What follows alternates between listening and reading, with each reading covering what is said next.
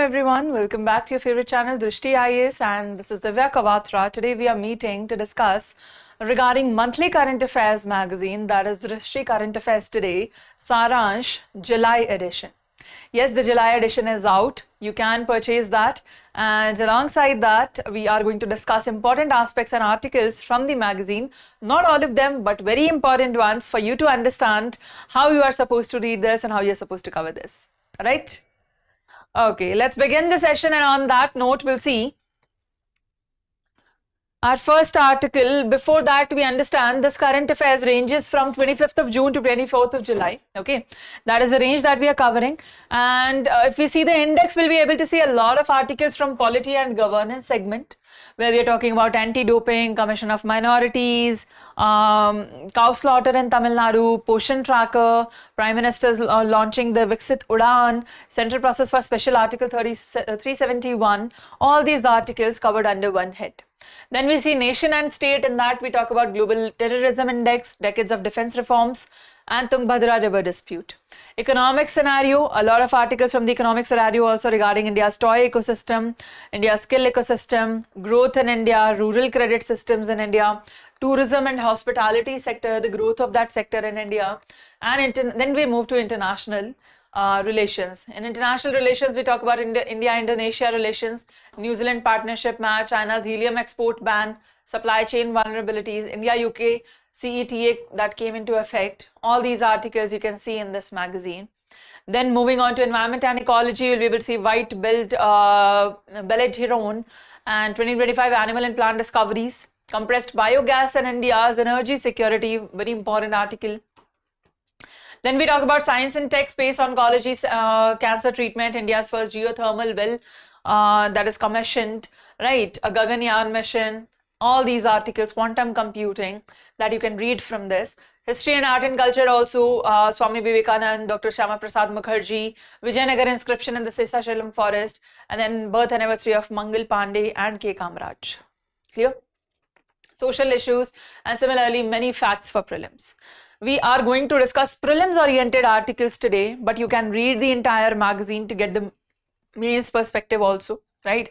Especially on the social issues, and in detail we are going to discuss our facts for prelims. All right, are you all ready? Shall we start? This will be the structure of the class, and one by one we'll be discussing each article, especially from the prelims perspective, and you can read in detail and through the magazine that you can purchase from Flipkart, Amazon, and Drishti IAS learning app, website. You can go there and purchase this magazine, and the link is given in the description also. From there also you can take this magazine to read for yourself the entire prelims and mains combination. All right. Okay, so we'll start with our first segment, that is polity and governance. In polity and governance, the first article that we have to discuss is National Anti-Doping Amendment Act 2025. We know that India's Commonwealth Games 2026 medal prospects were affected by two athletes. Why? The two athletes that were removed because of anti-doping violations. It was considered that they have violated the anti-doping mechanism amidst the implementation of National Anti-Doping Act 2022. Now, the Amendment Act has come in 2025 to further strengthen this and to remove the image of Indian players or athletes doping out. Right, this image has been created and we need to wash that out and further work on that. Regarding that, India has topped the list of doping offenders in 2024 annual report of the World Anti-Doping Agency with a positive ratio of 3.6%. That is highest among the globe. That's why we have taken up the image of doping industry. Right, so Anti-Doping Act has come. About this act, if we discuss, the National Anti-Doping Act 2022 strengthens India's anti-doping framework. It aligns with World Anti-Doping Code also of the UNESCO codes against doping in the sport, and all that, so that we get in alliance with the global standards and make sure that this does not tamper the image of India's sportsmanship or Indian athletes anymore. Right? Exactly. So that is what we are doing. It will establish National Board for Anti-Doping in Sports. Right. Through this act, we will be establishing National Board for Anti-Doping in Sports to oversee the entire structure. What will be the provisions here? It will provide statutory backing for testing, results management, education, intelligence, and investigation. All that was being done, but it did not have the proper statutory backing. That is what this act provides. To all the structures, what does it give? The statutory status, the backup. Now this empowers the national board also to obtain information from the disciplinary panels. They can do that, define anti-doping rule violations and how it is done and what will be the punishment regarding that, whether we can do it or not. The significance here, it will give us more transparency, accountability, and will not further tarnish the image of Indian athletes, right? Exactly. So this gives us fair play and equal opportunity to everybody. Now in this, we have mentioned NADA, right? We just mentioned NADA. Did you see that? National Anti-Doping Agency. Let's know a few things about that regarding our prelim segment. It is India's autonomous body. What kind of body it is? Autonomous body, first of all, established in 2005 for promoting and monitoring anti-doping in sports. What does it do? Like, how does it work? Because it is not statutory but autonomous, how does it work? Number one, it plans, implements and coordinates anti-doping activities. Of course, it has to do that. That is what it is meant for. It follows World Anti-Doping Agency, WADA. WADA and NADA, they have a code. We are trying to follow that. They're trying to follow so that we are on the international standards altogether. Initiative, it implements anti-doping program, the Play True campaign also that was run so that we can save that image. Clear? Yes, do we understand? All right. Along with that, we know a few things about WADA as well. Along with NADA, we talk about WADA. This was established in 1999 by International Olympic Committee as the global authority against this. And governance model, it is based on equal partnership funding between the sports movements and governments. Everybody who's a part of it will do the funding, right? The core document, World Anti-Doping Code, harmonizes anti-doping rules globally, and that is what we are trying to follow as well, right? The standards that are published, WADA prohibited list of banned substances, and those should be banned in India as well, right? The doping can be considered regarding any product, right? Any of the drugs, any of the food items that you consume. Now it is up to them to list that into doping, and some of them can be kept out of doping, right? So we follow the same code so that we are on the international standards as well. Now operational scope, it applies in competition, out of competition, and sports specific scenarios, all of it, right? Yeah, that is WADA for us. Clear? All right, moving on to the National Investment Policy for Urea. The next article that we have is investment policy regarding urea. The rising importance of urea, the rising importance of organic manure, how we want to revamp our agriculture. Amidst that, this urea policy has come as a blessing. How so? Let's see. First of all, Cabinet Committee on Economic Affairs designated that we are going to move towards Atmanirbhar Bharat by developing new gas-based urea plants. Okay, we will have our fertilizer industry. Amidst West Asia crisis, while everybody was talking about fuel, India largely suffered because of availability of fertilizers as well. That's why we know that that dependency is very huge, and we have to do something about that, because fuel we can still manage by unclean or some other alternates, but fertilizers will completely destroy our food security, right? And so we cannot stay dependent regarding that. Also, we need to move towards Atmanirbhar Bharat and create our own fertilizers. That's why we have this scheme. Clear? All right. Now, what are the features here? First of all, the capacity addition. It is going to support 8 to 9 new gas-based urea plants, each with about 12.7 lakh ton capacity. That is the capacity it will be producing. The reforms that will be done under new investment policy 2012, there will be certain reforms to that. What are the reforms? Transparent subsidy. It will separate fixed and variable cost so that transparent subsidy can be given. Assured returns, that is 12 to 16% of the return on equity band, that will be given. Forex protection is there. Fixed cost will be converted to INR after 4 years. Whatever investment you do, after 4 years, there will be a fixed conversion of INR, fixed return, right? And project scope, new gas-based urea manufacturing units. What are we doing? Gas-based urea manufacturing units. That is what we are establishing. Clear? Now, cost saving, this is expected to save 250 crore per plant as compared to the earlier 2012 policy that was not according to the modern standards. Now, with the revamp, we will be able to solve at least save 250 crore rupees per plant, not altogether, not on the entire project, per plant. That is quite a saving. Yes? Do you agree? Exactly. Exactly. Now tell me, what is the quality of urea? Like there are types of urea that we use right now. What is the most popular kind of urea used in the Indian agriculture? Tell me that, tell me the name of it, tell me the code of it. And on that note, equal treatment, if we talk about it, offers identical incentives to private, public and cooperative sectors. Equal incentive is given. That means we are increasing more privatization also, more cooperation also, right? Exactly. What is the need for this NIPU 2026? Like, why can't we go with 12? Demand supply gap is there because urea's demand is growing approximately 5% annually. India has consumed only 40 million tons of urea annually, but produces 30 million tons. 10 million ton gap is there. Naturally, we will import that. To maintain self-sufficiency, we need to produce this on our own. So the policy vacuum is NIP 12 expired on October 2019. So there is no policy, new policy after that. It is 2026 now. We don't have a policy after 2019. So this created geopolitical risk also, because dependence on imported urea and LNG is exposing India's supply disruption. That was very evident in the West Asia crisis, right? The West Asia crisis deeply highlighted how our fertilizer dependency is also of concern and not just fuel, right? It is not just fuel that we are worried about. Our fertilizer dependency is also of concern, right? That's why we need a new revamped NIPU. Clear?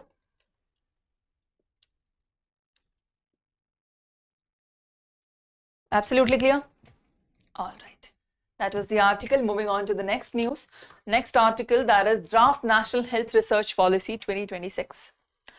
Draft. Please pay attention to the term draft.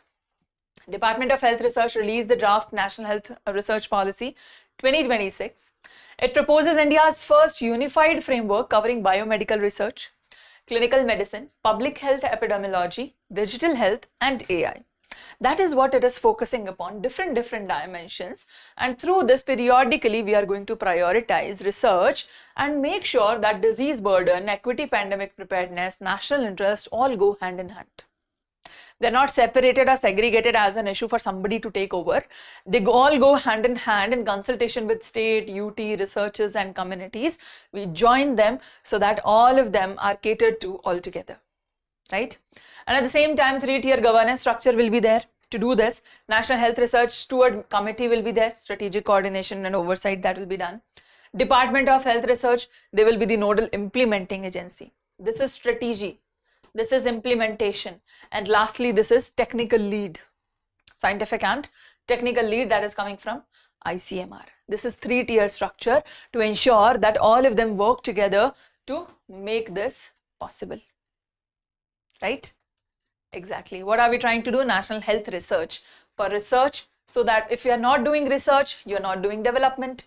If you are not doing development, that means you are not coming up with new elements. If you are not coming up with new elements, you are reliant upon imports largely. To reduce imports, we have to increase research and increase our own development, right? Exactly. So that is what the target is here for Research Policy 2026.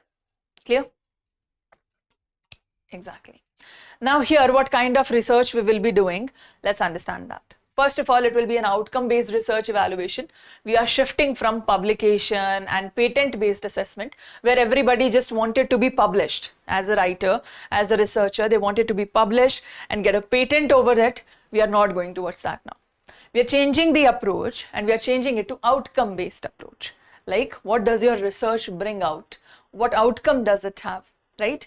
And in that manner, the expanded ICMR IRS, they will evaluate the contributions to public policy, climate, clinical practice, health programs, indigenous technologies, all that, right?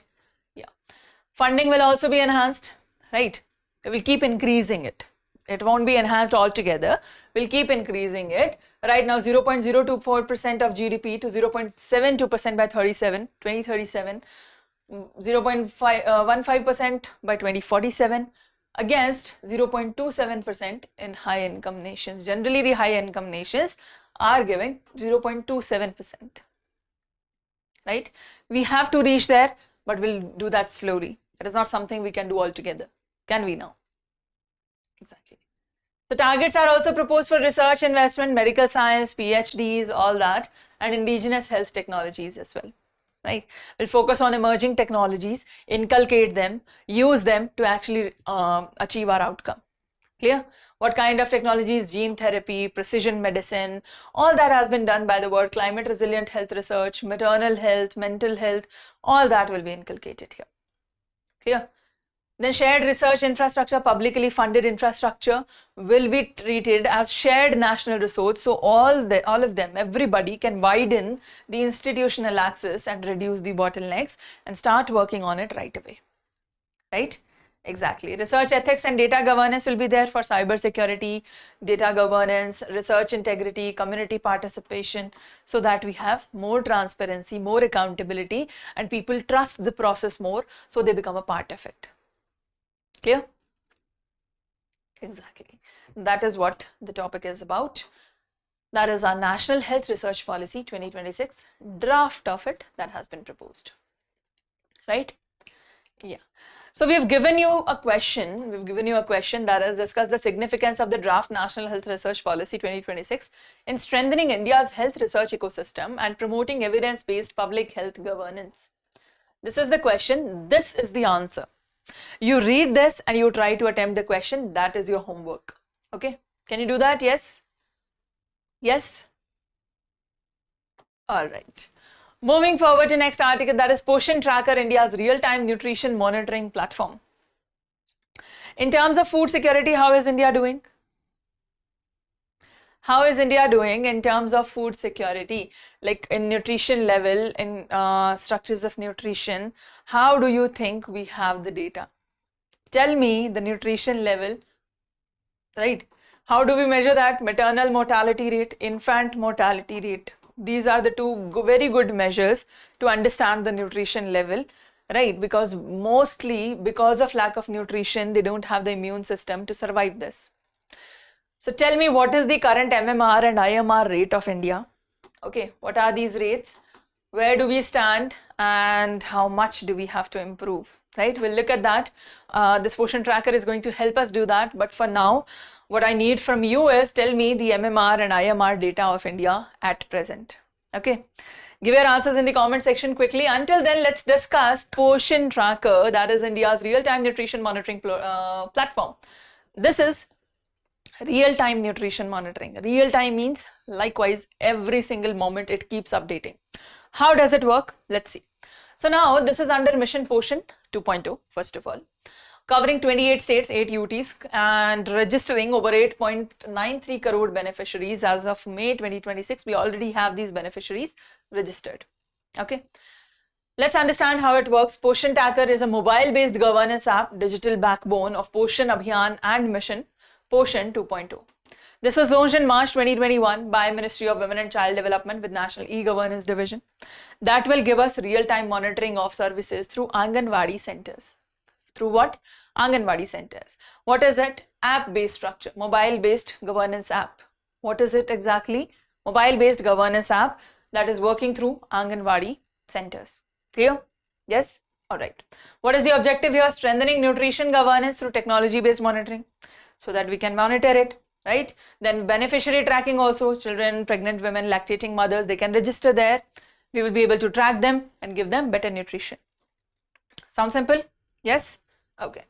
Now beneficiary monitoring, how do we do that? They track beneficiaries across key categories and maintain live monthly database for over 7.7 crore children using Aadhaar authenticated data. Through Aadhaar authentication, they see that these many children are there. 7.7 crore of them are already registered, and through that they track what is their development, right? Exactly. Now amidst that growth monitoring, they track the stunting, they track the wasting, they track the underweight, the severe acute malnutrition. Everything is tracked among children aged 0 to 5. As of May 2026, it has monitored already over 6.3 crore children, covering 94% of registered beneficiaries. We've already covered that. It is that quick, that real time, that's on such a short notice. We have already covered 6.3 crore children, right? Exactly. It includes Aadhaar-based verification, facial recognition system, IT-enabled visit scheduler also. Somebody has to go and check the conditions, right? Who will go? So this is like you will have a technology based visit scheduler that will constantly give you a visit schedule. Like now you have to visit the hospital. It will tell the people that you have to visit also, and it will tell the Anganwadi managers also that you have to send somebody for the vaccination. So that you don't have to knock on every household to see, do you have a child? Do you have a child? Is he or she vaccinated? No. That data will automatically tell you there is a child who has not been vaccinated. If the parents go to the hospital, they will tick mark it that the child has been vaccinated. If the Anganwadi centers people go there, they will also tick mark it. The constant real-time update of it. Clear? Exactly. Now, WHO child growth standards and everything will be calculated here. Support to Anganwadi workers will be given. This will reduce their paperwork. Enable digital recording of service delivery, beneficiary details, growth data, home visit, everything will be digital. Right? Smartphones and internet support is required for that. That has already been provided. Good, right? Yeah. Then the role in supplementary nutrition program, they will monitor delivery of supplementary nutrition also under Anganwadi scheme. Right? As of May 2026, 5.5 crore beneficiaries have already received nutrition for at least 15 days. 5.17 crore have received it for at least 21 days. So they are working towards that, right? The work has already begun. And this is appreciated by WHO and UNICEF also. This was showcased at G20 Ministerial Conference on Women Empowerment 2023. They won the National Award for E-Governance Gold Award 2024, received at PM's Award for Excellence in Public Administration also. This initiative has been awarded. Why it has been awarded? Because of its excellence at how they are managing this and how they are using technology to do this. Right? So very beautiful e-governance and also at the same time women and child empowerment.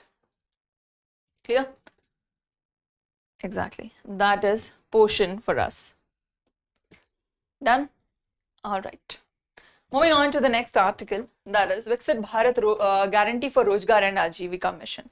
That is VBG RAMG. As we have seen, this has come into force, replacing Manarega. Yes, MG Narega or Manarega, whatever you want to call it, on 1st July 2026. Now this has replaced it, and now VBG RAMG is giving statutory guarantee of wage employment to eligible rural households to support Viksit Bharat. How so? Earlier, the Rural Manpower Crash Scheme for Rural Employment, Jawahar Rozgar Yojana, Sampurna Gramin Rozgar Yojana, so many have been working. Maharashtra Employment Guarantee 1977, the first to introduce statutory right to work. They were the first to introduce statutory right to work, and now the entire VBG RAMG is statutory. Clear? Exactly. Now the focus area is Gram Panchayats as the center of rural transformation. They will start from there. Water conservation, women empowerment, resource management, all will be done through this. Under this, the guaranteed days of work has been increased from 100 to 125, first of all. The wage floor has been increased at a wage of 300 per day nationwide. Weekly payment maximum delay is allowed of 14 days. Maximum delay can be of 14 days, nothing more than that. The no work period is there, 60 days pause period. Right, there will be a 60-day pause. Why? At peak sowing region. And this is a beautiful thing. You can put a 60-day pause. This is like gym membership, right? A gym membership where you want to put a pause because you are traveling. You hit the pause button, you go and travel, you come back, and then you resume. Why are they doing this? This is being done at the peak season because in peak season you can find employment on your own.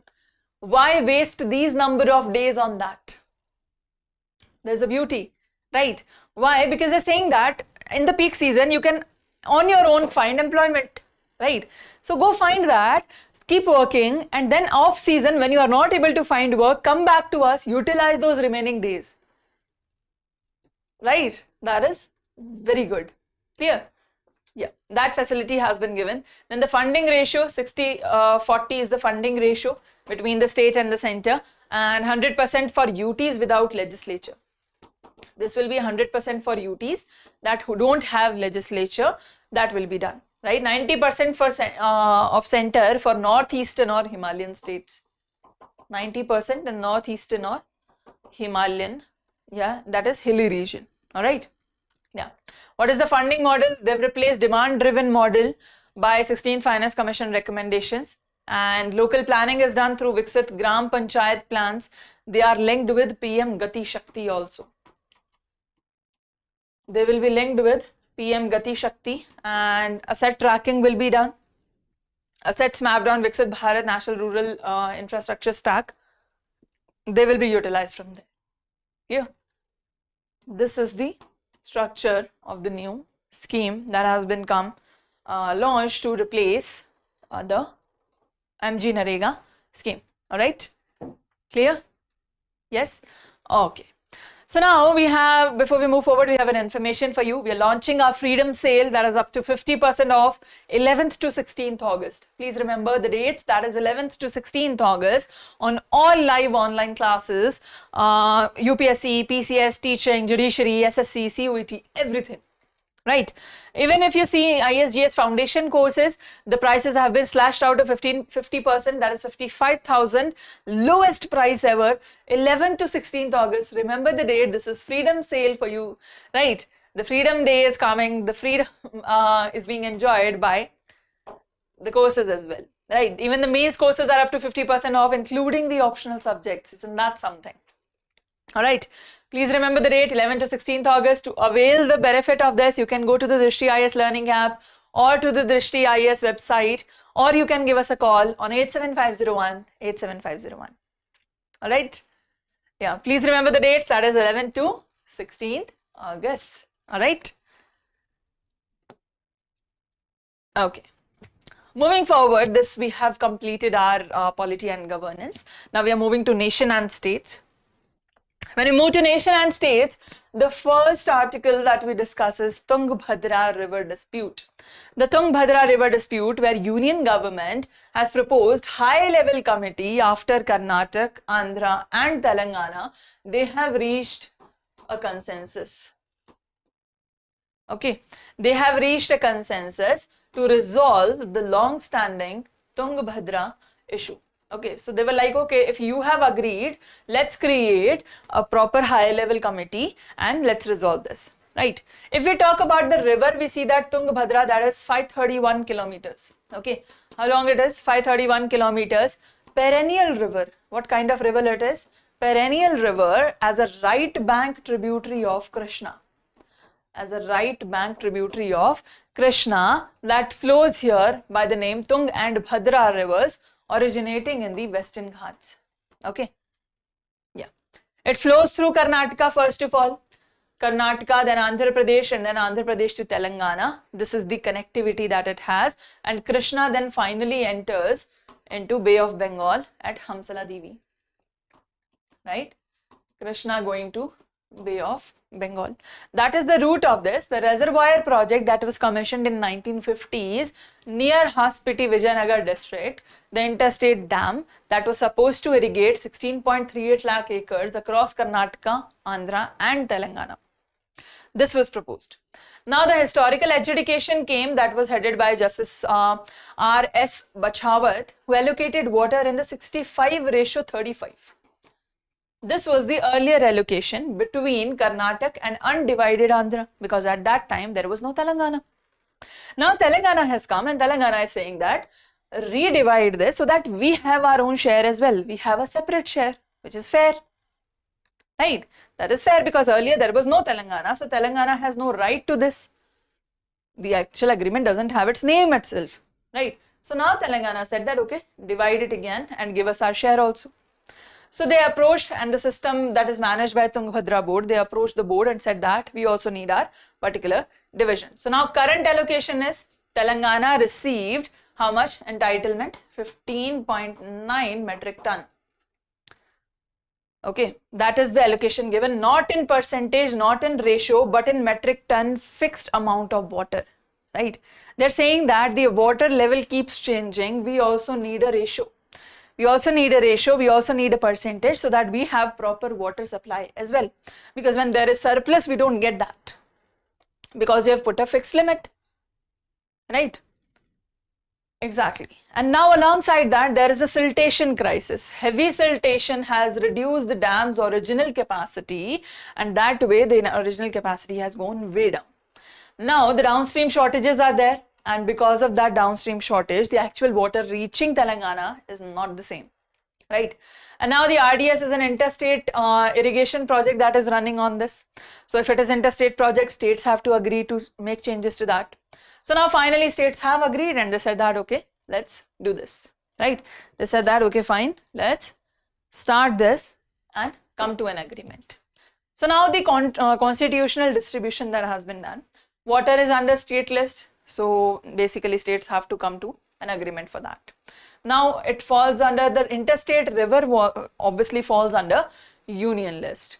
So that's why union has to intervene, only then the resolution will come. So the dispute resolution framework according to Article 262 will be under Interstate Water Disputes Act 1956.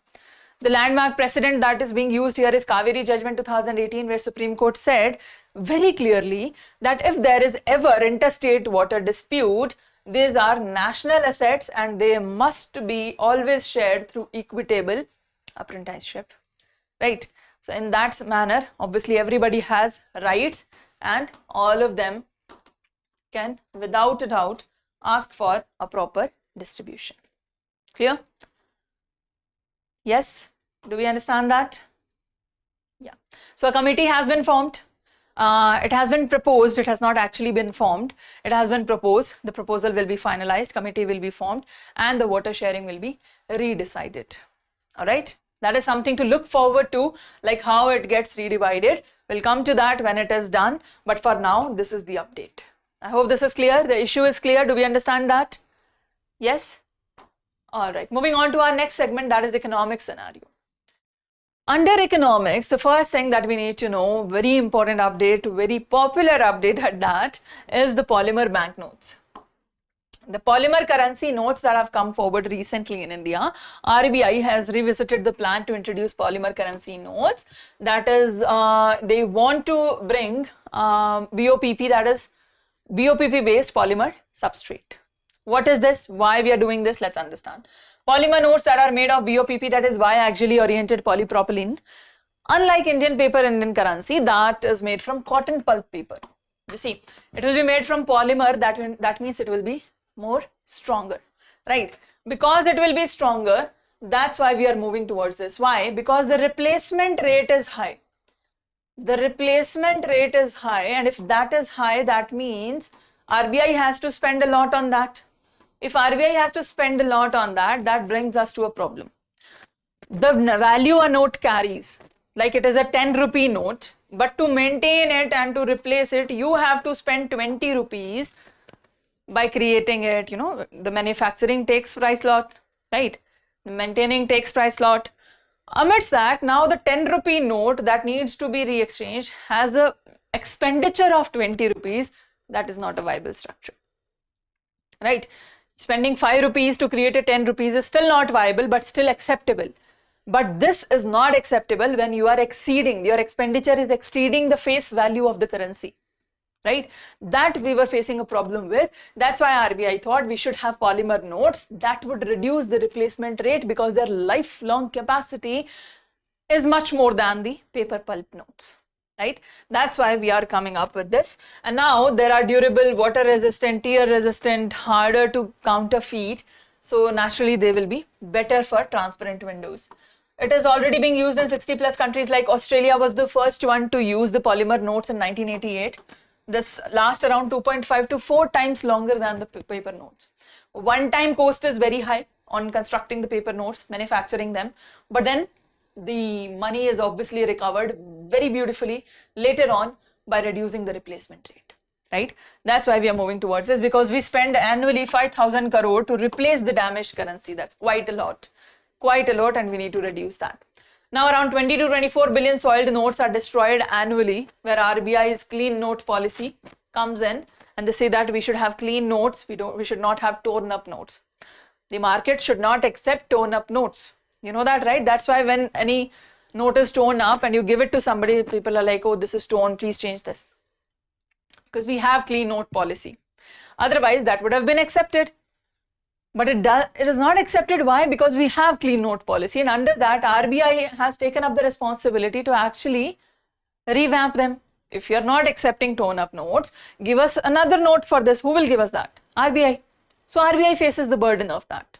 Now people have become reckless also. They're like, oh, we'll get it replaced. What if it is stone? RBI is like, oh, you've just taken it into, hypocrisy. Like, we were trying to do this so that you don't have to survive with the soiled notes, but now you are attacking us as well. So now the low denominations like 10, 20, they deteriorate very quickly because of their frequent circulation. Longer lifespan can obviously reduce the replacement cost, and that's why we are doing this. So now, if we talk about the timeline, in 2009, RBI proposed 100 crore rupees 10 polymer notes. In 2012, the pilot project was approved in Kochi, Mysore, Jaipur, Bhubaneswar and Shimla, but this was later shelved because it was not successful. Now in 2026, we have invited bids for polymer substrates, reviving the proposal once again, and this time it is final, right? There are concerns because polymer notes cost 30 to 60% more to produce depending upon the polypropylene that you are using. Infrastructure, because it will require recalibration of ATMs also, vending machines also, sorting and processing equipment also, because what if the ATM doesn't accept that note and doesn't give out that note also.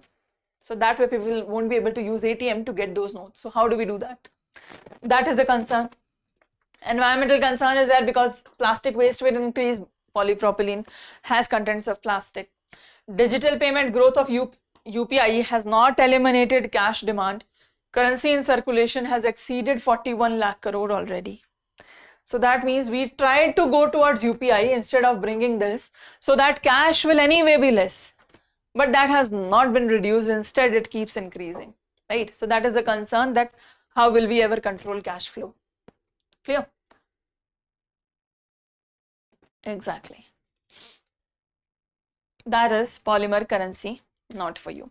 Now RBI has a clean note policy. Let's understand that, and let's understand the currency management in India. How does it work?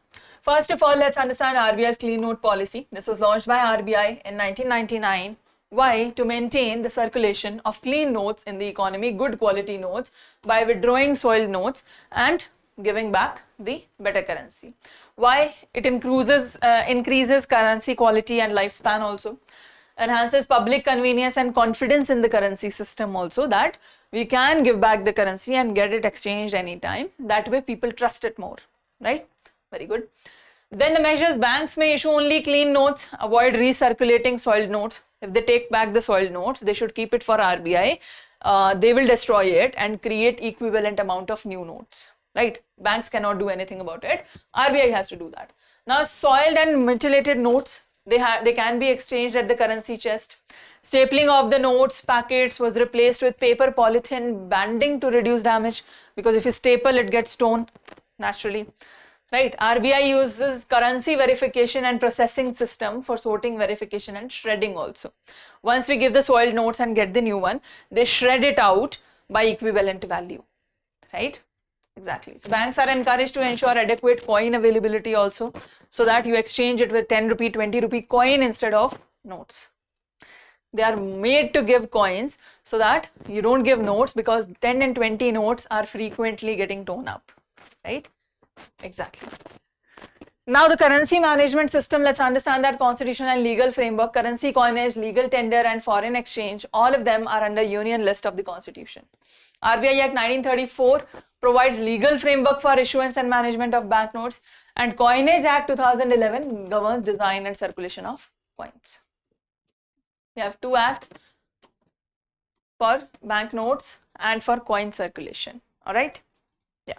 RBI has the exclusive authority to issue banknotes, estimate the currency demand and maintain adequate supply.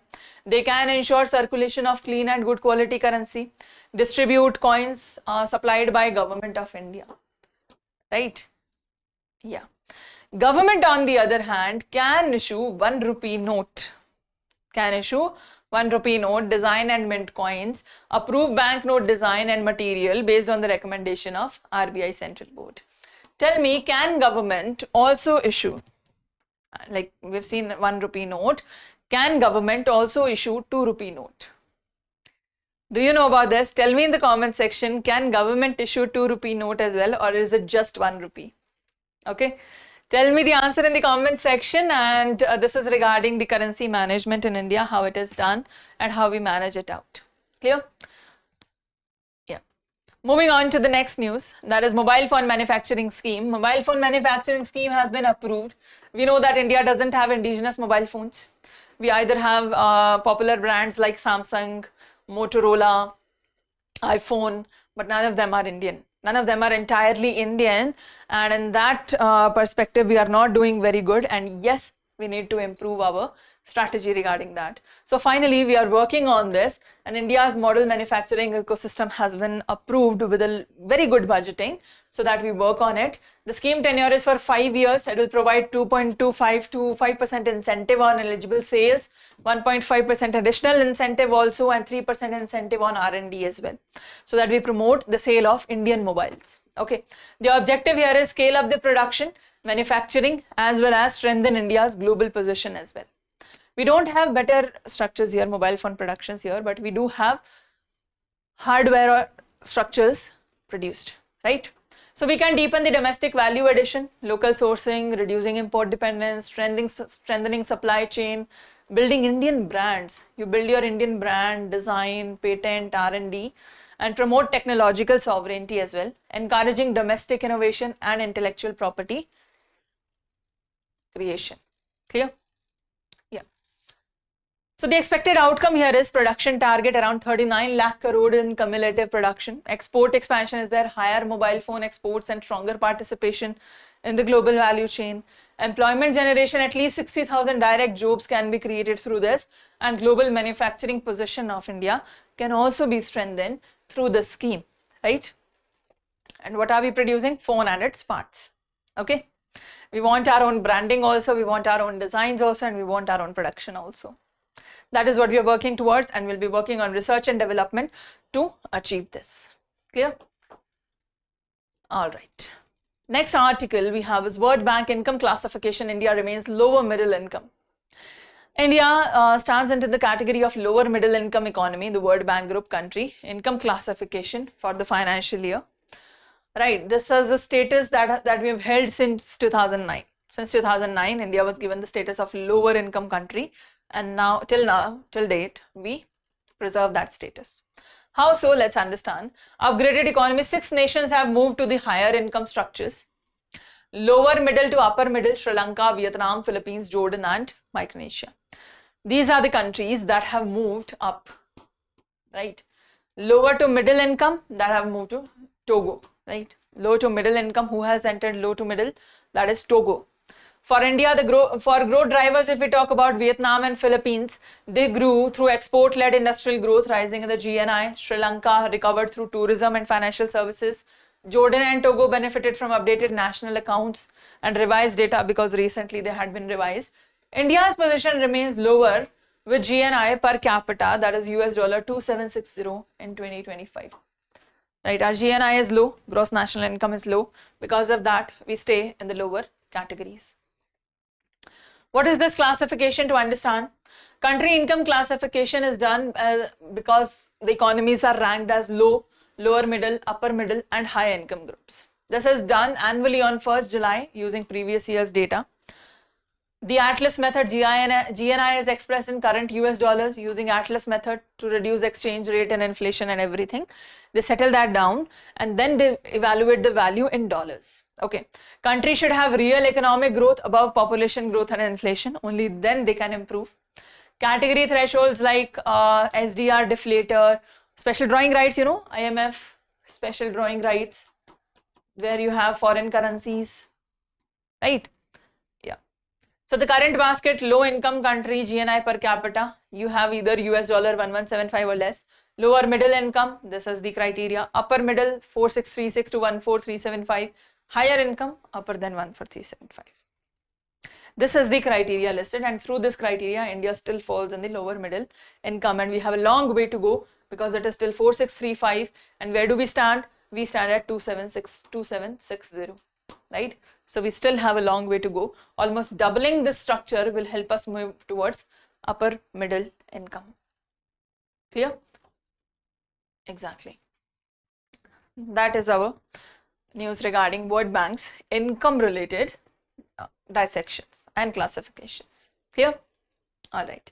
Moving on to the international relations segment. If we move to the international relations segment, we see that World AI Cooperation Organization, WAICO. Very important organization, recently formed organization, and obviously working towards AI cooperation, so extremely important. How is it working? What is the setup here? 2026 WAIC in Shanghai, right? In Shanghai, this was happening. China announced the operational launch of WAICO. Clear? This was established with the support of 29 countries who seek to shape the global AI structures and development, greater global south participation also, and state-led governance framework. That is what we want to do. WAICO, which is an independent intergovernmental organization. Where is the headquarters? Shanghai. Why is it established? To promote governance and global cooperation in AI. Clear? That is the objective. Establishment, it was proposed in 2025, included in China's 5-year plan. Now it has been formally launched. Formally established through an agreement signed by 29 countries, including China, Russia, Pakistan, Indonesia, Brazil, and South Africa. Tell me quickly, is India a part of this? Do you think India is a part of this? Yes or no? Tell me quickly. Do you think India is a part of this? What is the objective here? Promoting inclusive AI, focusing on inclusivity, infrastructure, training, research, and capacity building, including the helps from the countries like ASEAN, SCO, and BRICS, everybody coming together to establish 5,000 AI training centers to teach everybody how to use AI, how to take better utilization, and where we can control it, right? If we talk about the global parameters or global structures that have been framed, we have a Western framework, then we have WAICO, and then we have India's AI for all. How are they different? The objective of Western framework is AI safety, ethics, and accountability. WAICO is inclusive AI access and technology sharing. India's model says inclusive growth and socio-economic development also. That's why AI for all, right? In terms of approach, Western frameworks are risk-based, right-centric, and multi-stakeholder. WAICO is state-led, access first, and sovereignty focused, right? Every state has their own governance structure alongside. India, innovation friendly, inclusive, and development oriented, right? We want to use it for development as well. What are the key concerns here? Western framework, frontier risk, privacy, misuse, national security. WAICO, export control and technology denial. India AI for all, digital divide bias, trusted AI, and strategic autonomy, right? In terms of technology access, Western framework, the export controls and licensing, that is what they're doing in the technology access. WAICO, open source AI, capacity building, and technology sharing. Again, India, open innovation through India AI mission and compute infrastructure, right? We are still focusing on infrastructure. In terms of global role, you'll see Western frameworks, global north-led standards. WAICO focusing on global south, BRICS, SCO, and ASEAN. India, global north and south, bridge. You don't work on north, you don't work on south, you act as a bridge between the both, okay? Mechanisms used for Western framework, EU AI Act, Hiroshima AI process, Bletchley Declaration. For WAICO, Global AI Governance Initiative, that is being done. In India, India AI Mission, National Strategy for AI, and GPAI, right? These are the mechanisms differently being used by different frameworks developing across the world regarding AI. Clear? Yes, this will frame a beautiful answer for you. Done? All right.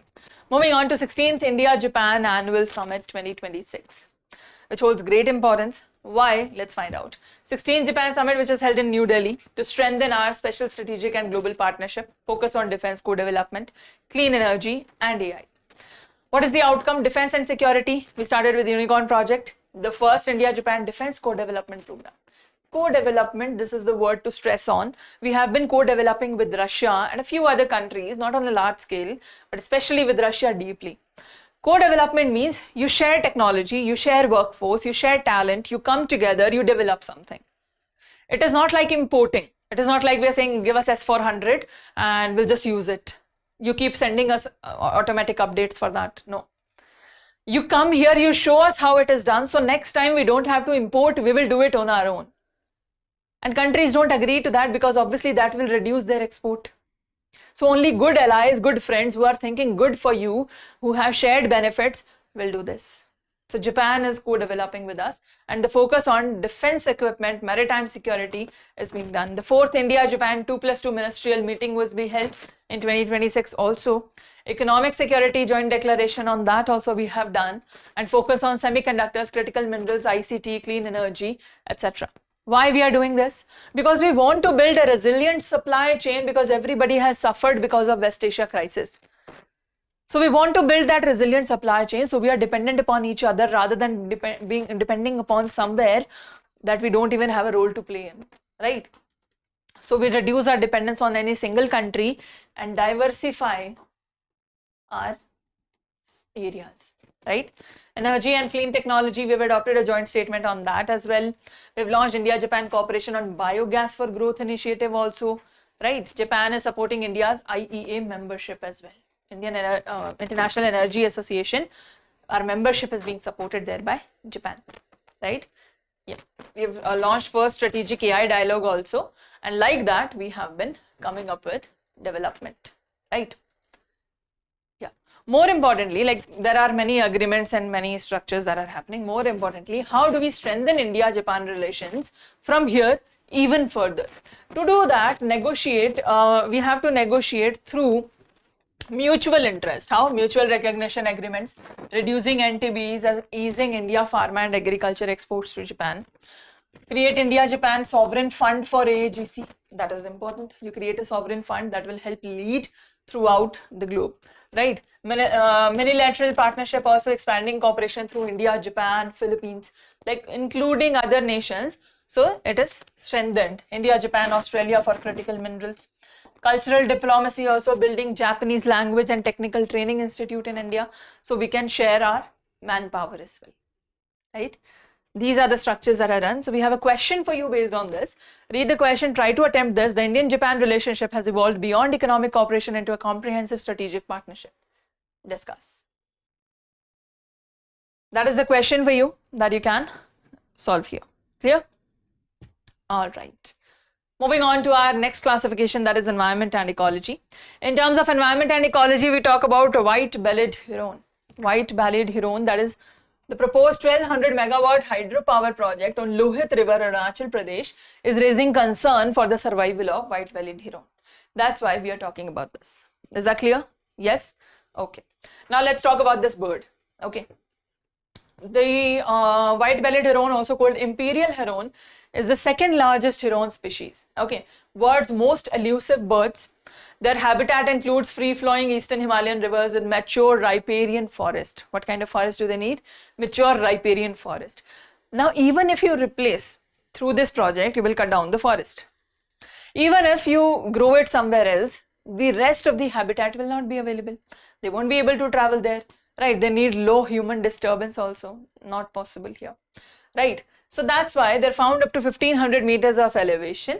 And morphological features, if we talk about, they have long flexible neck, serrated bill, short legs, extended toes, large body size in the riverine fishing capacity, right? Now IUCN Red List, they are critically endangered, right? Wildlife Protection Act, Schedule 1 species, and global regional population. Global range covers Bhutan, India, Myanmar, China, Bangladesh, right? Now, fewer than 60 individuals have survived globally. Bhutan has 45% of that. In Nepal and possibly in Bangladesh also, they are considered already extinct. India has that, and mainly it is found in Arunachal Pradesh, Lohit, Anjaw, Changlang district, and we definitely need to preserve them. Namdaf and Kamlang Tiger Reserve are the areas where we are preserving them. India has 6 to 9 individuals across Noa, Deheng, Lam, Lohit River, and we need to obviously secure them, right? And this project is definitely causing a threat to their existence, mere existence. Here also they'll go extinct, then only Bhutan will have it and they will have to preserve it alone, right? So let's not do that, let's not create that pressure and preserve them for the nature's sake. Clear? Yes? All right. Moving forward to the next article, that is compressed biogas and India's energy security. How do we create this CBG? This CBG, how do we create it? See, you have a CBG reactor, okay, reactor or generator, whatever you want to call it.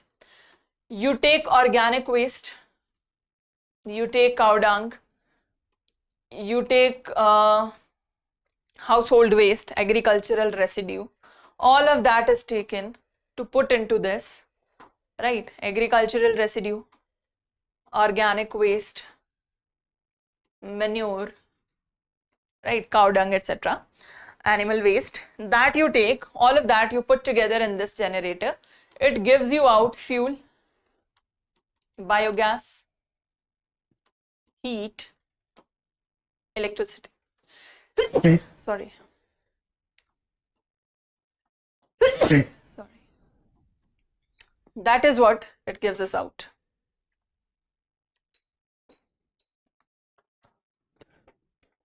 Clear?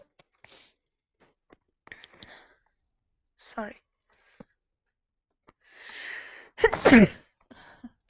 Excuse me.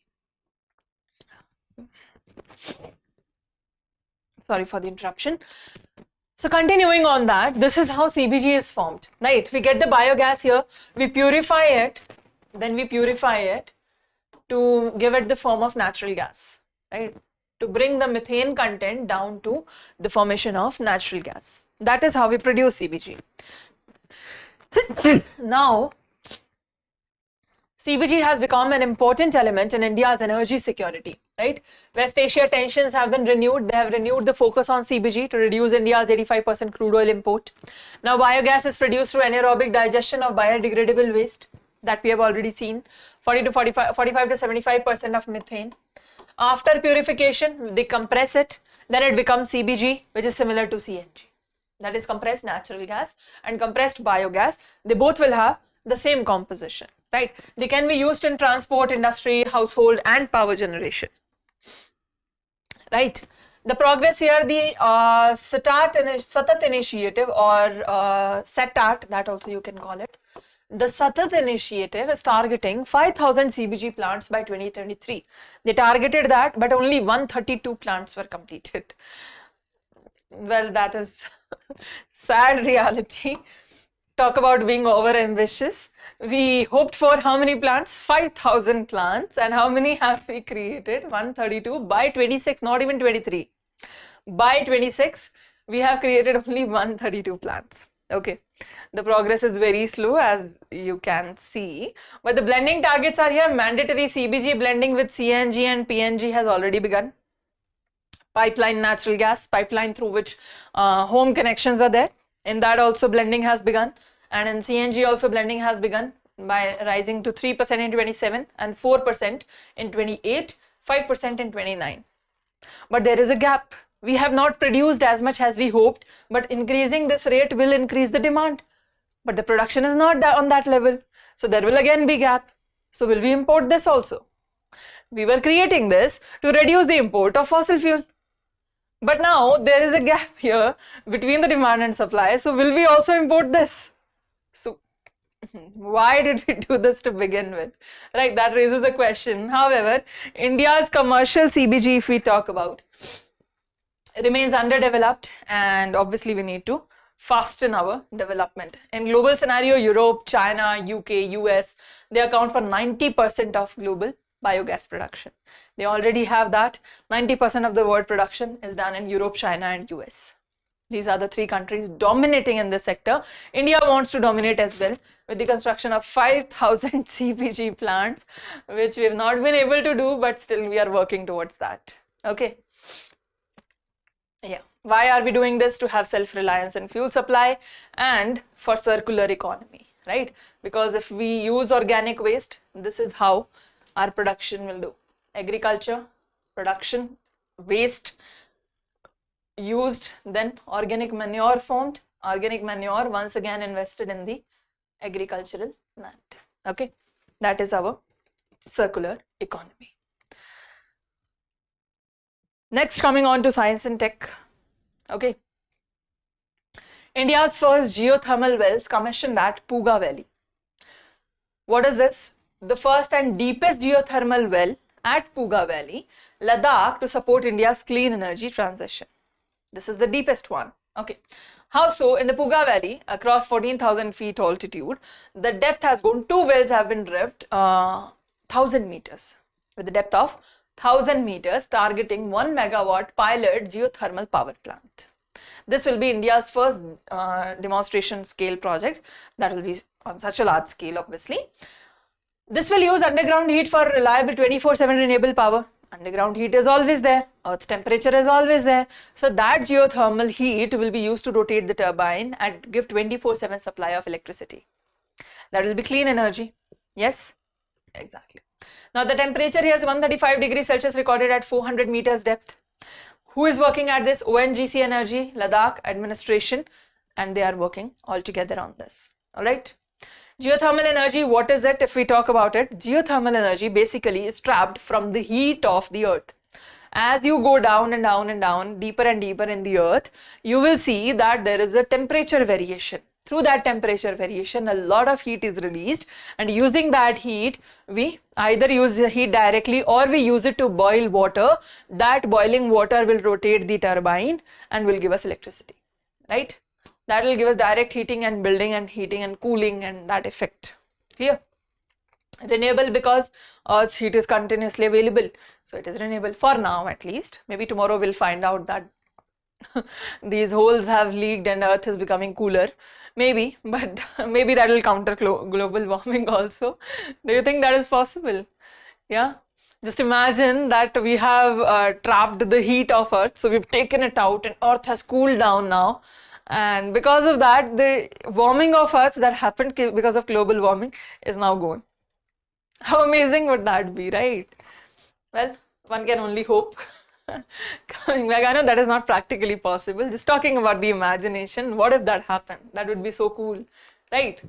Now talking about the deep reservoirs, underground steam and hot water access through wells, that is what you are going to do. Sorry. Near surface resources, hot springs and shallow hypothermal, they will also be used. Hot springs will be used. Shallow ground structures will also be used. We are not always going to dig so deep. We will also use the top layers. All right. Institutional framework, national policy on geothermal energy is working at it. Ministry of Renewable Energy is the nodal ministry for this. Global capacity, if we talk about 15.4 gigawatt in 2024, led by US, Indonesia and Philippines. For India, we have 381 hot springs that have been identified, and we have 10 recognized geothermal provinces as well. That is Himalayan, Cambridge region, Western Coast and Andaman Nicobar. We'll be doing our work in these regions.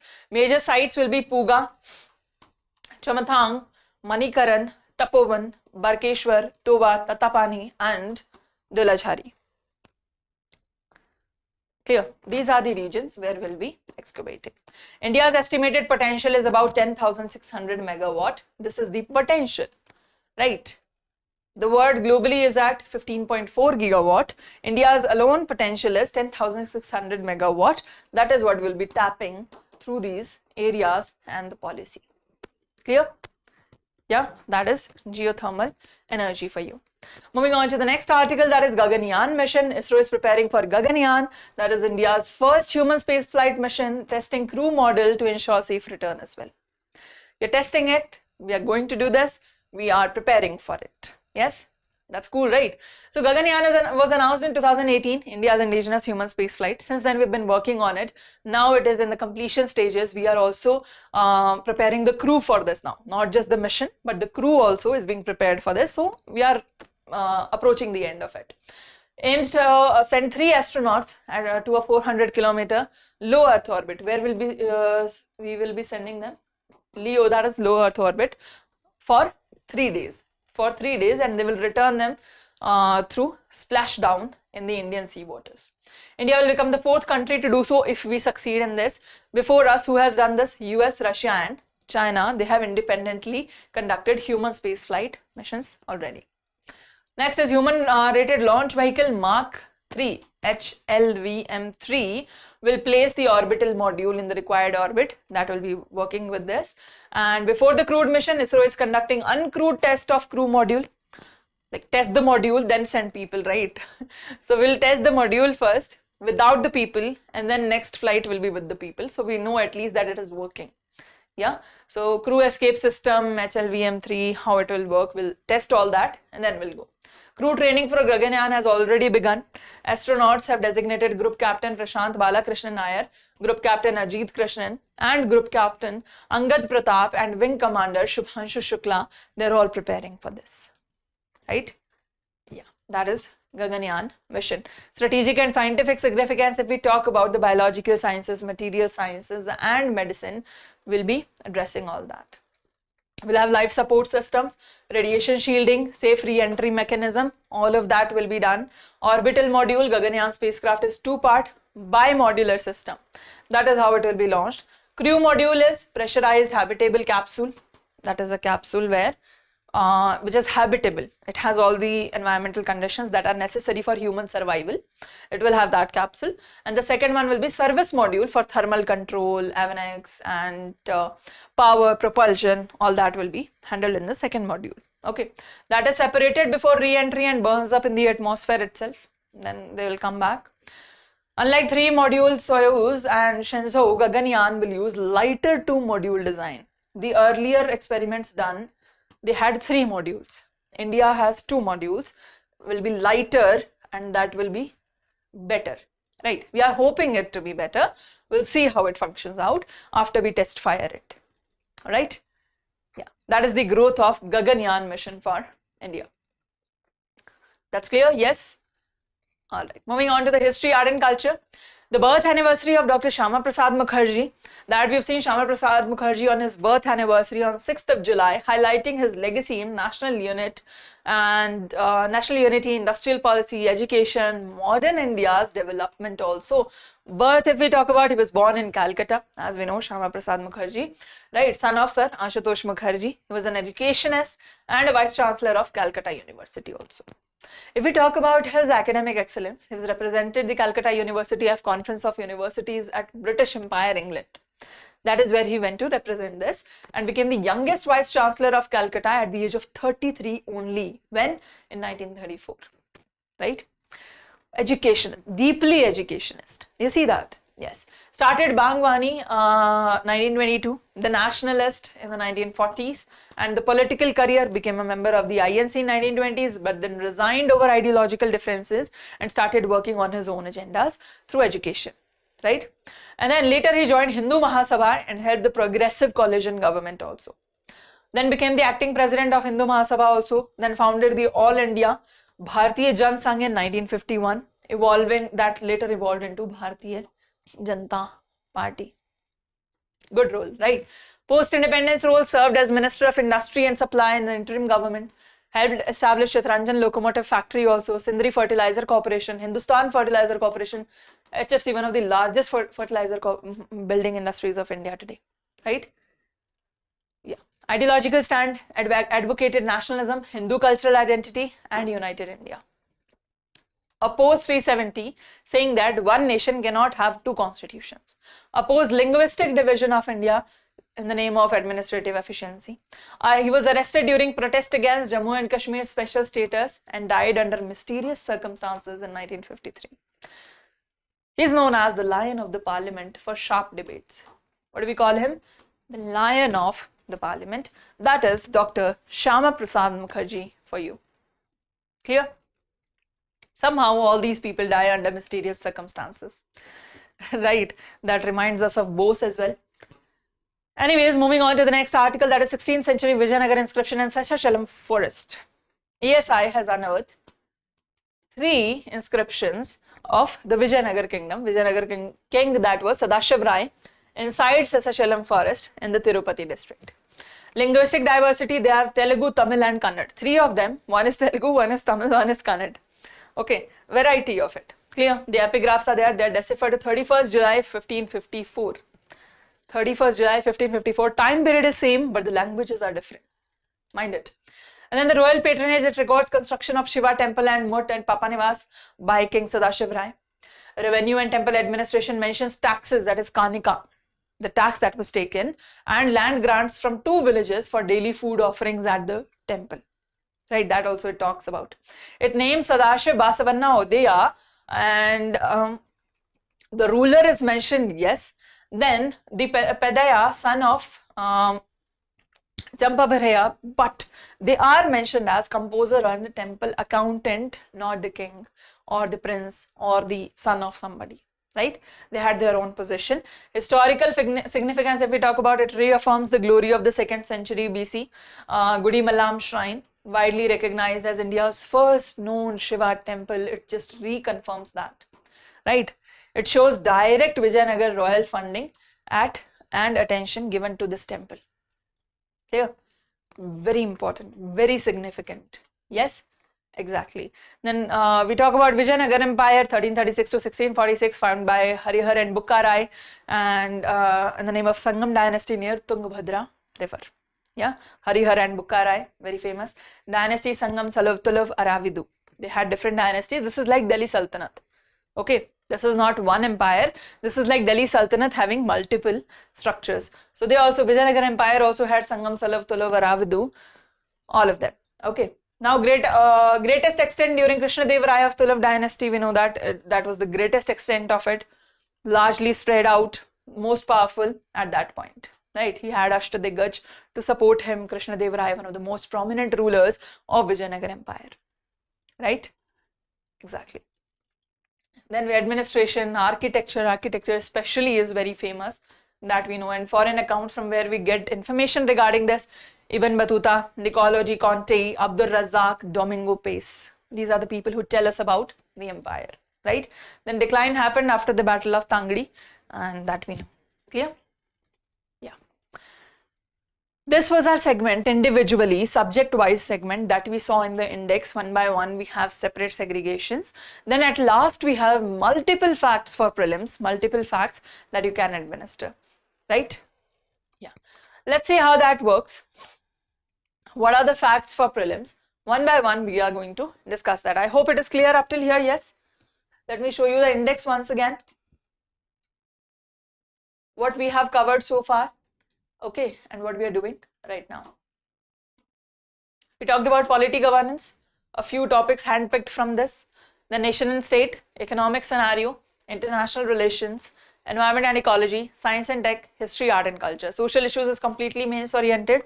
We're not talking about that. You can read that. We are talking about prelims oriented for now. Then we move to this fact for prelims area. Okay, one by one, let's talk about all the facts that are registered here. All the facts that we need to talk about under fact for prelims. All right. Shall we start?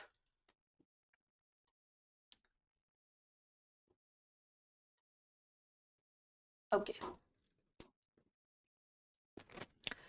Beginning with facts for prelims. Ready? Let's go. One by one, we'll talk about the important topics. Number one is first sub-sectoral trial index of service production. Service production index, index of service production, ISP, under 19 service sub-sectors for April, which is a trial. Please remember, this was a trial for service sector. For the first time, we are addressing to that. Okay. The base year is 2024-25 based on National Industrial Classification. India's first monthly indicator of short-term changes in the formal service sector that are happening in India, contributing to over 50% of GDP, right? You know, India is very good at service sector, right? But we don't account for that. We don't account for that. We account for industrial, we account for core industries, but we don't account for service. This is being done now. It excludes government, known market or informal services, obviously, right? What is the framework here? It is designed by Technological Advisory Committee on the Index of Services Production, that is TAC ISP, constituted in May 2025. Deflation mechanism, if we talk about that, it uses WPI for wholesale trade, service specific or proxy CPI for most services, and CPI general for repair, banking and insurance, right? All this is included into this, and we have seen the ranking there. The principal data stream, GST filing, administrative data for regulated sectors, annual surveys here, and the growth trends that we have seen, 14 out of 19 sectors have shown double-digit growth.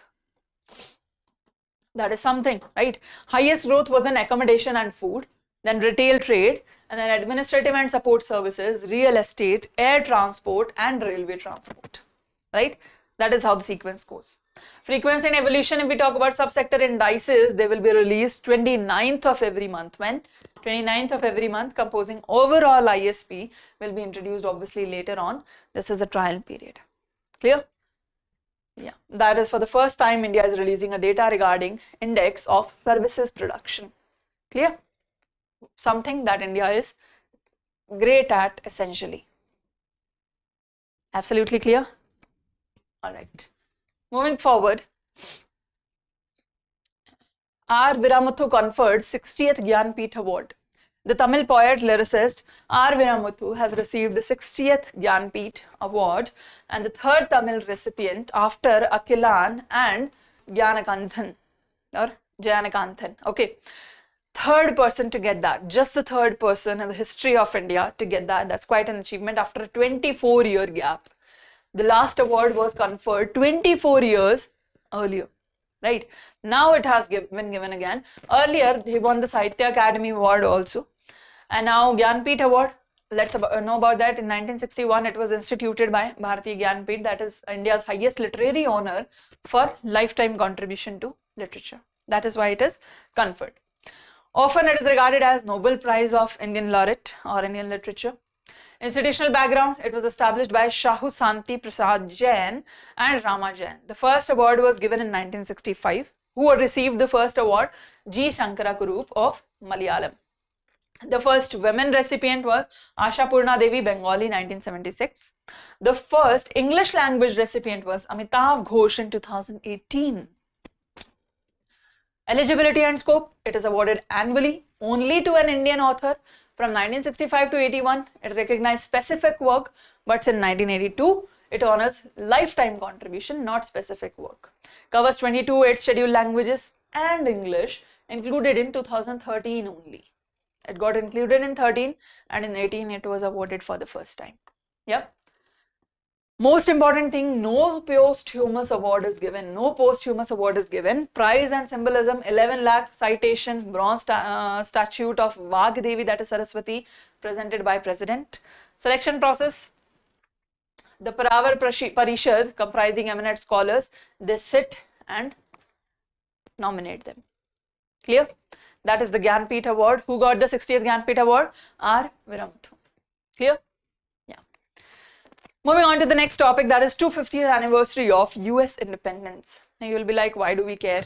But it is 250th and you know some numbers are important. So 250th, PM greeted US President and the people on 250th anniversary of US independence on 4th of July. You know the independence is on 4th of July. Yeah, US Declaration of Independence, they celebrate independence on 4th of July, marking the Declaration of Independence. They got official recognition of independence later on, but the self-declared independence was on 4th of July. And they celebrate that as independence, not the one where official recognition was given. Please remember that. Okay. Now 13 American colonies, they got free from the British rule. Drafted mainly by Thomas Jefferson in June 1776, they declared that all individuals are created equal and have unalienable rights to life, liberty, and pursuit of happiness. It rejected divine rights of king and said that everybody should be governed. This influenced the Universal Declaration of Human Rights also, influenced India also, this Bill of Rights to give fundamental rights, part 3 of Indian Constitution, right? That is the significance of this. All right. Moving on to next, that is the birth anniversary of Bankim Chandra Chattopadhyay, PM, who paid homage to Bankim Chandra Chattopadhyay, the great Indian novelist, poet, journalist, on his birth anniversary on 27th June. Birth anniversary. Generally, we read about people who have been dead. Okay, so this is on birth anniversary. Please remember that. Born on 27 June 1838 at Naihati, Bengal Presidency, among first graduates of Calcutta University. He also served as Deputy Magistrate and Deputy Collector as well. If we talk about the Bengal Renaissance, he is known as the father of the modern Bengali novel. Please remember that. Father of the modern Bengali novel and a key Bengal Renaissance figure. Yeah. Major works, Anand Math. Anand Math consists of a very important song. Can you tell me what important song, poetry or prose is enlisted in Anand Math that holds great national importance for India? Yeah. Tell me quickly in the comment section what important poem, poetry, prose, song, what does Anand Math include? Give us your answer in the comment section. And other important works are the Rigesh Nandini, Kapal Kundala, Vishwabhrikshka, Devi Chaudhrani, and Krishna Charitra. These are the important creations. Then we talk about the journalism that is here. Journalism founded in Bangdarshan 1872 to promote Bengali identity. National role, promoted cultural nationalism, Bharat Mata, Desh Bhakti through his writings. He passed away on 8th of April 1894, revered as Sahitya Samrat. It's called as Sahitya Samrat. Don't forget to give us the answer. Moving on to the next topic, that is MSME Day, that is 2026, Udyami Bharat, MSME Day. Okay. Vice President will preside over MSME Day 2026 Udyami Bharat that was held on 27th June 2026. This is celebrated on 27th June, and Achievement National Small Industry Corporations upgraded to Schedule A CPSC, that is Pondaru, Khadi, Andhra Pradesh. They got GI tag also. Very important. Multilingual access, MSME portals offer services in 22 languages via Bhashini and NIC. Okay, Bhashini is an important development of India that you should know about. KVIC product launches, if we say they launch eco-friendly projects like Tukun, Rangtal, Bela, Vanya, Umang. The initiatives that are included under this are PMEGP 2.0 portal that simplifies beneficiary life cycle, Jan Samarth portal for real-time loan processing. Samadhan portal is there that tracks dues owed to MSMEs by ministries, departments, CPSCs and government agencies. Procurement and Marketing Support Portal connects MSMEs and trade fairs and exhibitions. MSME Global Mart 2.0, digital commerce platform integrated with ONDC. Right. MSME Testing Portal enables digital testing process, payments, tracking and report download. MSME Idea Hackathon 6.0 supports innovators with up to 15 lakh per idea under MSME Champion Scheme. Clear? These are the initiatives under that. Next, we come to exercise RIMPAC. Indian Navy P-8I Maritime Patrol Aircraft that is participating in RIMPAC 2026. Where is it happening? In Hawaii. Where is it happening? Hawaii. RIMPAC, world's largest international naval exercise that is hosted by US Pacific Fleet since 1971. Objective, strengthening interoperability, maritime domain awareness, readiness, coordination among the navies. What is the theme for this year? Theme, Partners Integrated and Prepared. Partners Integrated and Prepared. This was 30th edition of it. Clear? Yeah. Participation included 30 nations, 30 plus ships, 5 submarines, 200 plus aircrafts with India, US, Australia, Japan, France, UK, South Korea, Singapore and Indonesia. Clear?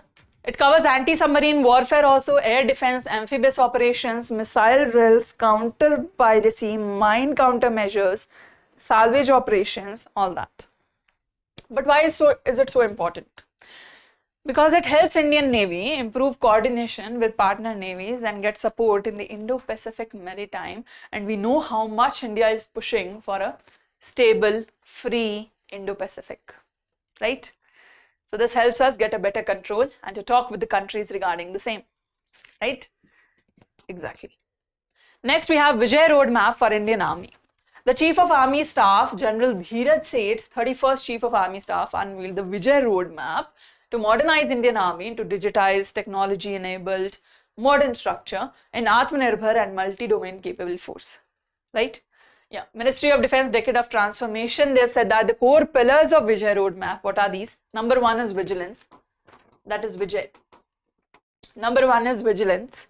Vigilance, that is operational readiness and alertness. Then you have information, innovation and transformation, that integrates modern doctrine, new technologies. Then you have jointness and integration. What is jointness and integration? That promotes synergy among Army, Navy and Air Force altogether. They should have better synergy to function together. Nice. Atmanirbharta then, A stands for Atmanirbharta, focusing on indigenous defense, and Y stands for Yodha First. What is Yodha First? Yodha First is training, tech skilling and welfare for Agni Veers, for veterans and Veer Naris. That is what we are focusing upon. That is the roadmap for Army. Clear? That is Vijay. Next we have Project Brahmank. What is it? Project Brahmank of BRO celebrated 16th Raising Day, 29 June at Rana Ghat, Arunachal Pradesh. That area was carved out of Project Arunank and Project Udayak. Clear? Okay. What is the mandate here? Develop and maintain strategic roads, Siang, East Siang, West Siang, Upper Siang, Shiomi districts of Arunachal Pradesh and parts of Dhimaji, Assam. Why? Because these roads are strategic. If they are not easily operable or easily accessible during the security times, it will be difficult for the army to maneuver there. So they come and extract that and make it better. That's why we say carving out of the Project Arunank, that is Arunachal Pradesh, and Project Udayak. Clear? These areas have been done. For infrastructure, 811-kilometer road, about 86 bridges have been formed to ensure connectivity for security as well. Right? The major works are 100-meter steel arc bridge over Siom Nala, 165-meter PSC bridge over Simang Nala. Okay, these are the major important structures. Why? It is giving us better operational connectivity, village access, and obviously socio-economic integration. Like it will give, we will use it during security or during practices, but other than that, people will still be able to use this connectivity for everyday socio-economic development. Right? Exactly. That is Project Brahmank. Border Road Organization, for that let's understand Border Road Organization that is doing this. Okay, let's talk about that organization. It is India's key agency for infrastructure in high altitude, snowbound, or any difficult terrain for that matter. Okay, now the genesis is it was established on 7 May 1960 under Project Vartak and Project Beacon. It operates 18 field projects across 11 states and 3 UTs. Mandate is they build and maintain strategic border infrastructure wherever there is strategic border, and if they are not accessible, they will develop that. Okay, for all weather connectivity and make it defense ready. Clear? Framework, it works under Ministry of Defense and Border Roads Development Board. Assets, they have Atal Tunnel, Sela Tunnel, Shinkanla Tunnel, Siom, Saseri, Devak bridges. These are a few examples of their work that they have already commissioned. Clear? That is BRO for you. Very important organization working towards strategic defense developments. Clear? Yes? Alright. Next we have Netra Airborne Early Warning and Control System. India's indigenous Netra AEW and C system that has received final operational clearance. Why is it in news? Because it has received final operational clearance, making it fully operational for deployment by Indian Air Force. Who will be doing the deployment? Indian Air Force. Let's find out what that is. It is India's first indigenous airborne surveillance and battle management system that is developed by DRDO CABS. What is the global status? India has become 5th country after US, Russia, Israel and China. Who are the other 4? US, Russia, Israel and China. US, Russia, Israel and China. Alright. These are the 4 nations that have that. India becomes the 5th nation to do this. This is an integrated on Brazilian Embraer EMB 1451 acting as an eye in the sky. In the sky, Netra. Netra means eye. It will be there for strong vigilance across all the areas, and being only the 5th country in the world to do so, we can say this is very significant. What are the capabilities here? AES radar, IFF, mission computer, secure communication. Even after all the radiations are detected, it will still have secure communication, right? It will provide early warning system, real-time battlefield awareness, airborne command and control also. Sorry. However, we've been working on this for a very long time. It began with Project Guardian in 1980, but then settled down. Then revived in 1990 in Arakonam setback, but then again settled down. Now, it was used in Balakot strike already 2019 and Operation Sindoor 2025. Although it was not fully operational, we have still used it here, right? We still used it in these functions. A significance, why? Because it is an indigenous design giving India control over software, source code, upgrade, everything. It is an R control and there is no security leak. Because when we import technologies, there is always a security leak that we cannot afford, right? Exactly. In terms of future, if we see 6 upgraded Netra MK1A are already approved. Netra MK2 on Airbus A321 are already planned and they will very soon be executed. Clear? That is our Netra technology. Clear? All right. Next, we have first UN Global Dialogue on AI Governance. The first UN Global Dialogue on AI Governance that was held in Geneva to build a common AI governance approach. The second session that will be held in New York in May 2027, established under UNGA Resolution 79325 after Global Digital Compact 2024 dialogue. Why? Because they want cooperation in that. Cooperation in what? For global dialogue on AI governance, right? India's position, India advocated human-centric, inclusive, safe, secure and trustworthy AI framework with meaningful human oversight. We still want a human oversight because AI alone cannot be trusted, and even if we say it is very trustworthy, still we need human oversight, right? Exactly. Then the foundation principle for this, AI governance must protect human rights, prevent misuse and discrimination, ensure accountability and retain human authority in critical areas like healthcare, policing and justice. The global south and capacity gap, developing countries need technological, financial and institutional support to actually participate in AI rulemaking and benefit equitably. They want to benefit, they have to participate, but for that we need to come up with an idea where we know that AI is for all. As India has constantly stated, we definitely need that to bring down the cooperation, right? Exactly. That is the capacity of global south, right? Next is India seeks clarity on climate tipping points. The rest of the article is not that important. What is important is for us to understand what is climate tipping points. What is this concept and why is it important? Why India is talking about it? Now at UNFCCC Bonn Convention, India said that there should be a caution used against climate tipping points and climate negotiation without clear definitions and robust scientific consensus, because the talks that are there, they don't have a technical base. What is this? Let's understand. Climate tipping point is a critical threshold in Earth's climate system that may trigger rapid self-enforcing irreversible changes. Tipping point, that means you do something that is like the edge of it. If you go beyond that, you will make irreversible changes to the composition of the earth, and that we cannot afford. That will bring catastrophic effects, right? So we have to be very sure of that, and major global examples being Amazon dieback, AMOC collapse, coral reef bleaching, shifts in the Indian and Western African monsoon. These are irreversible impacts that are happening. Now India's stand is that India said the term lacks a universally accepted definition. The tipping point has no universally accepted definition. That way everybody is taking it on their own accounts, right? So we come up with a definition.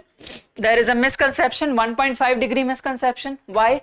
Because 1.5 degrees Celsius and 2 degrees Celsius under Paris Agreement are political targets. They are not actually what affects the earth. We have to see what affects the earth. Can we really go till that? It is not a proven tipping point. Let's prove that and then find out what we need to do, right? Because this is just a slacking, all right? That is what India wants to do here. If we talk about Bonn Climate Conference, this was a mid-year UNFCCC summit, formally called Sessions of the Subsidiary Bodies, held before COP to review climate commitments. What are the bodies involved here? This is supported by SBI for implementation, supported by SBSTA for scientific technological advancement, and IPCC assessment. All right. Anyway, that is not important. Again, climate tipping point, please pay attention to that. That is the major takeout from this article. All right. Yeah. Next one we have is Sarnath, India's 45th UNESCO World Heritage Site. Sarnath has been inscribed as UNESCO World Heritage list, taking total to 45 sites and 6th highest globally, 2nd highest in Asia Pacific, right? That is the number of sites included. And if we talk about the facts about ancient Buddhist sites of Sarnath, historical and spiritual significance is there of Sarnath. Buddha delivered first sermon here in 6th century BC. That is known as Dharma Chakra Parvartan. That is why Sarnath is important. It is also the birthplace of Sangh, right? Buddhist Sangh. And then one of the 4 principal pilgrimage sites also, one of the 4 Buddhist pilgrimage sites, along with Lumbini, Bodh Gaya and Kushinagar, right? Lumbini, Bodh Gaya and Sarnath are already in the UNESCO World Heritage Site. Kushinagar is expected to be there soon, all right? Exactly. Moving forward to ecological recovery of J&K's Manasbal Lake. The Manasbal Lake of Jammu and Kashmir witnessing ecological recovery marked by the return of diverse migratory birds we saw. And if migratory birds are here, that means we are finally able to give them the required habitat, right? That's why they are here, and after habitat restoration, this is finally working. And the lake, it is an alkaline spring fed freshwater lake in Ganderbal district, India's deepest freshwater lake at 13 meters, sustained by precipitation, groundwater springs and runoff. Avian biodiversity, it hosts 46 bird species from 23 families. The return of the species such as mallards, white-headed duck, horned grebes, this indicates improving water quality, finally giving us an indication that whatever efforts we are putting, it is working, right?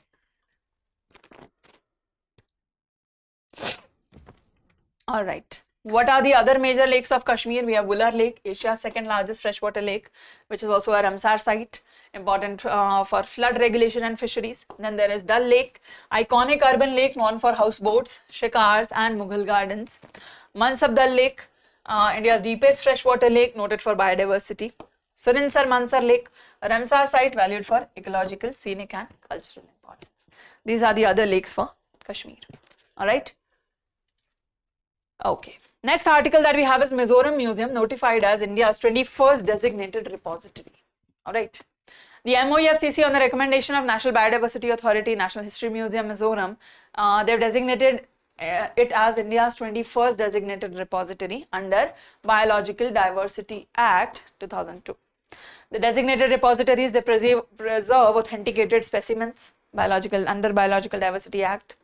Mizoram, NHM Mizoram, that was established in 2024 under Mizoram University, located in Indo-Burma Biodiversity Hotspot. What are the specimens here? It will maintain voucher specimens of selected flora, pteridophytes, right, macrofungi, and fauna like reptiles, amphibians, fishes, moth, beetle, butterfly, all of them. Clear? Next, we have China's Lianshine that becomes world's fastest supercomputer. China's Lianshine, that is supercomputer that topped latest top 500 ranking, replacing USA's El Capitan as the world's fastest publicly ranked supercomputer. Third is the US Frontier Aurora. Jupiter Booster is fourth of Germany, standing at fifth, right? Yeah, Aurora, US fourth. Third is US Frontier. That also we have seen. Then the top 500 list has come and Lianshine has replaced that. That's all you need to know about this. And then there is SheLeaps platform. The SheLeaps was launched under Gram Uday Se Rashtra Uday. There was a scheme called Gram Uday Se Rashtra Uday to support Viksit Gram, Viksit Bharat. Okay. Now the SheLeaps it stands for Self-Help Entrepreneur, Livelihood and Enterprise Application for Prosperity and Sustainability. That is SheLeap, digital platform to empower women-led SHG enterprises. That's all you need to know. It will be developed by Digital India Corporation, implemented under the operating systems of capturing activities of CBOs such as SHGs, village organizations, empowering SHG women entrepreneurs, strengthening women-led enterprises as well. Clear? That is SheLeap. Then we have India's first immersive language museum. Union Home Ministry inaugurated Museum of Word, that is Shabd Lok, at the National Library campus. Where is it done?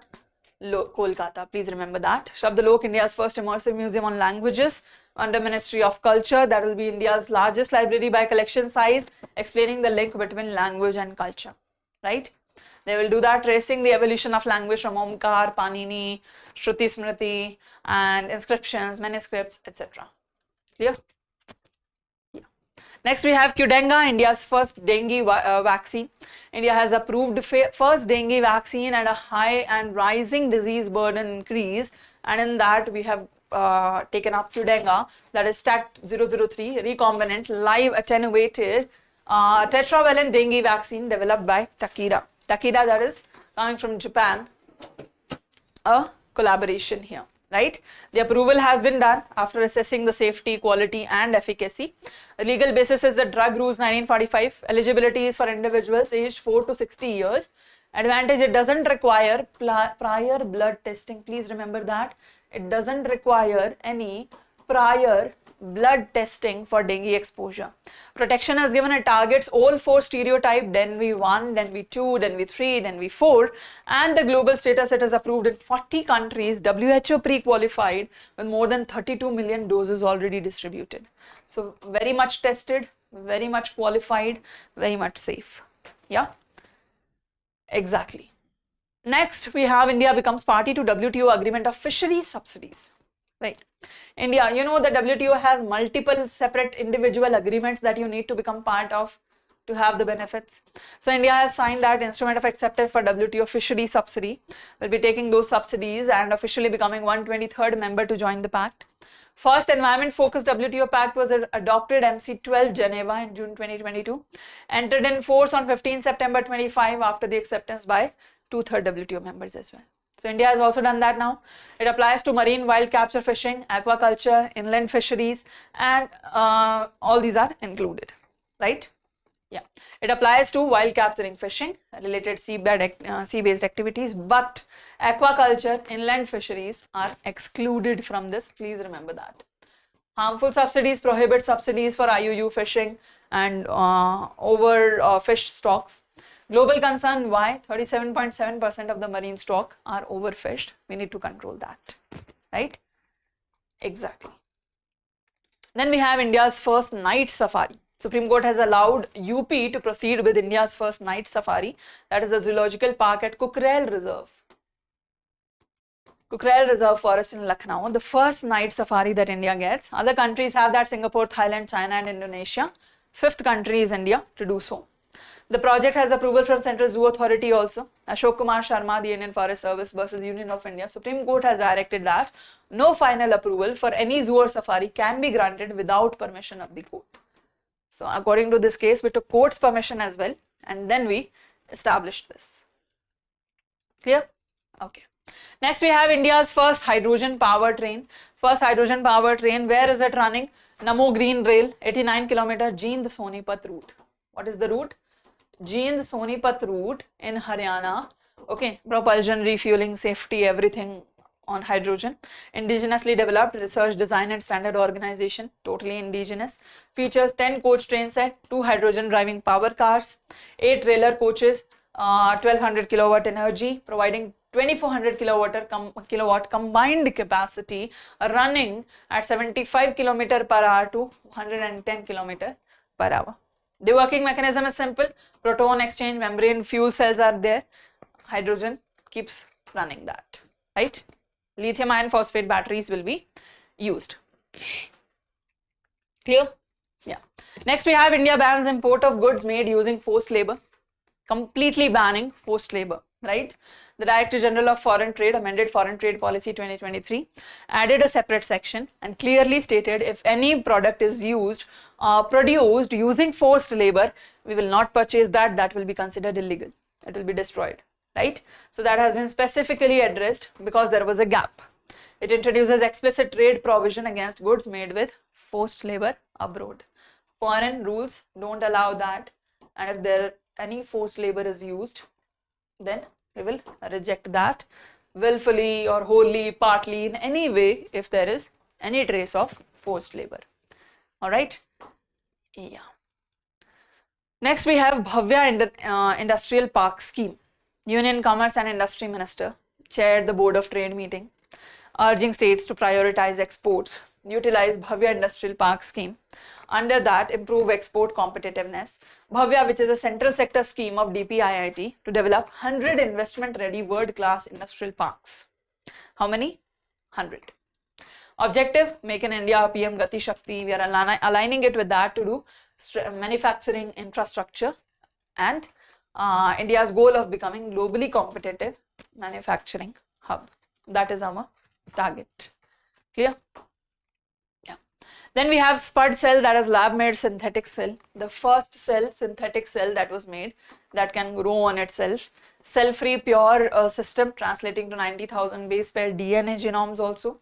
Nutrient absorption is also done. It creates an alpha protein alpha hemolysin protein hook, they can capture and do the nutrient work. DNA replication also is there. It uses the copying enzyme to replicate it and create a genetic blueprint as well, right? What is the name? What was the name of the cell? Tell me in the comment section, what is the name of the cell? Telangana declared cancer a notifiable disease. Cancer is a notifiable disease. That means the move will help map incidence. If you are cancer patient, you have to register yourself and the list will be notified. Why? So that we can manage it properly. We have National Cancer Registry program. Under that, support can be provided and proper releases can be provided, right? The notifiable disease, India has Epidemic Disease Act to govern that. And other examples of notifiable diseases are TB, dengue, malaria, cholera, hepatitis, measles, polio, and COVID-19.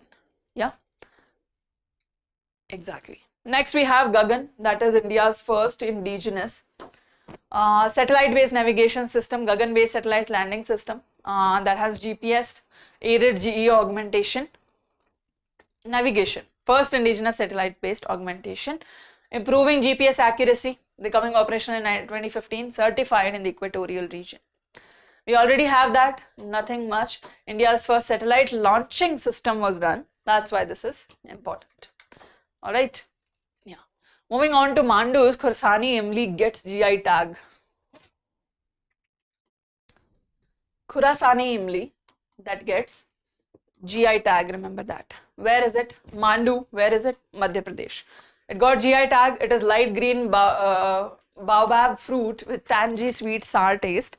Okay, and that reminds me of that imli ka gatta that I used to eat in the childhood. Do you know that? Do you know about it? Tell me what kind of imli candy have you eaten in your childhood? Tell me about that. And baobab tree is here for water storing trunk, with the water storing trunk. Inverted tree like branches are there. Origin, it was done 6 centuries ago in Afghan by Arab traders. Local presence is also there in India's largest natural bamboo plantation. It is found there. Traditional use, used by tribal communities for diabetes, digestion, fever and fatigue also, right? That has gotten GI tag. All right, on that note, let me remind you once again, that Freedom Sale is live up to 50% off 11th to 16th August on all online live courses, UPSC, PCS, teaching, judiciary, SSC and CUAT. Even our foundation courses, GS foundation courses, all online live courses are on a great discount. As you can see, the prices have been crashed down for you. EMI facilities are also available on that note, and the dates you remember, 11th to 16th August, to take benefit of this for mains courses as well, including optional subjects. To avail the discount, go to Drishti IAS learning app or Drishti IAS website, or give us a call on 87501 87501. All right.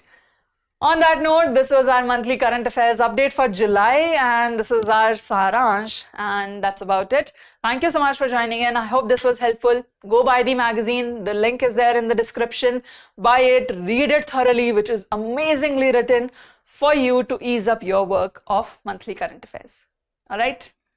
Yeah. Let us know how many of you have already purchased this, how many of you are already reading this. And for those who have not done it yet, don't fall behind, do it now. All right, we'll see you in the next video. Till then, take care. Thank you. Bye-bye. For more informative content, like, share and subscribe, and do not forget to press the bell icon to get the notifications.